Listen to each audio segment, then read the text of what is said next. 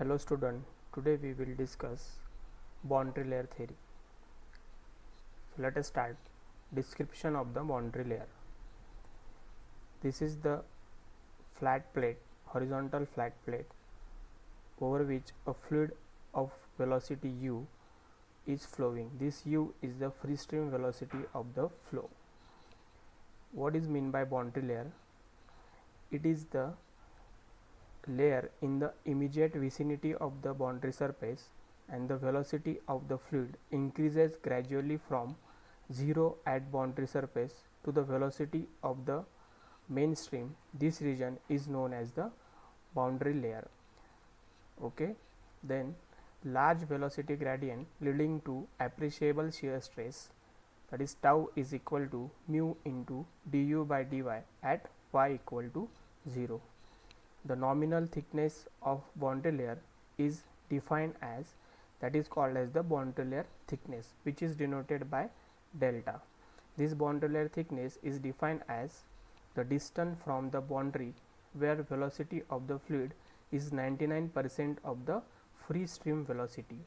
Actually, it is a perpendicular distance from this surface. From this surface, it is a perpendicular distance in a transverse direction of the flow, that is in a vertical direction of the flow, at which velocity of the flow is 0.99, that is 99% of the free stream velocity. That means this local u is equal to 0.99 times of the free stream velocity at that point, or this vertical distance is called as the delta, that is the boundary layer theory. Boundary layer thickness. Next, boundary layer consists of two layers close to the boundary, that is large velocity gradient, appreciable viscous forces, and outside the boundary layer viscous forces are negligible. Flow may be treated as a non-viscous or inviscid. Inside the boundary the flow is a viscous force, and outside the boundary flow is a non-viscous force. Okay, the shear stress tau is equal to mu into W by Wy. Shear stress acting at the plate surface set up a shear force which opposes the fluid motion, and fluid close to the wall is decelerated. Theoretically, understanding on boundary layer development is very important to determine the velocity gradient and hence shear forces on the surface. Okay. Next, development of a boundary layer. The boundary layer thickness increases as the distance x from the leading edge is increases. This point is called as the leading edge, and this point at the end of the plate is called as the trailing edge. This is because of viscous forces that dissipated more and more energy of the fluid stream as flow proceeds, and large group of particles are slowed down. In laminar boundary layer, the particles are moving along a streamline, and the disturbance in the fluid flow in a boundary layer is amplified, and the flow becomes unstable, and the fluid flow undergoes transition from laminar to turbulent flow. This region is called as the transition region. This is the profile which shows the laminar boundary layer, transition region, and the turbulent boundary layer.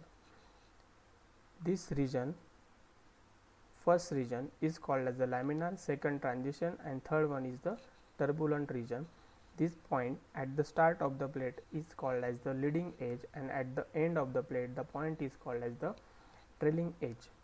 The velocity profile formed in a laminar region is called as the parabolic velocity profile or a laminar velocity profile, and the velocity profile formed in a turbulent region is called as the flat velocity profile or a turbulent velocity profile.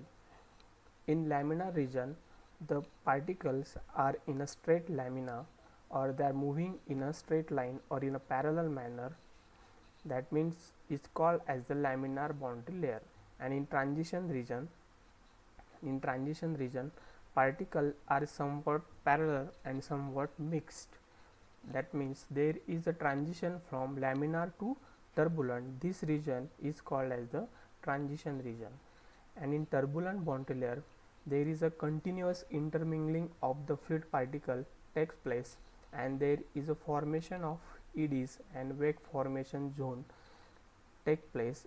This is the wake formation or eddies formation zone take place, that is called as the turbulent boundary layer. That means when a flow takes place over a parallel plate or external flow, there is a formation of a boundary layer, and this boundary layer has basically three regions: laminar, transition and turbulent. And in a turbulent region there is also a three region. The first layer is called as a viscous sublayer, or we can call it as a laminar sublayer. In a viscous sublayer, the layer which behave like a laminar flow, that means is called as the viscous sublayer or a laminar sublayer. The particles in this layer are in a straight line because this is the layer which is attached to the horizontal plate. That's why the particles are behaving like a laminar, therefore it is called as the viscous sublayer or a laminar sublayer. In overlap layer, there is a overlapping of the turbulent layer and the laminar sublayer and the buffer layer. Buffer layer is a midway between overlap and the viscous sublayer. After going through the transition zone of finite length, the flow becomes completely turbulent, which is characterized by three-dimensional random motion of fluctuation induced bulk motion parcel of the particle of the fluid. Laminar boundary layer profile is parabolic and turbulent boundary layer profile is a logarithmic or somewhat a flat profile. Thank you.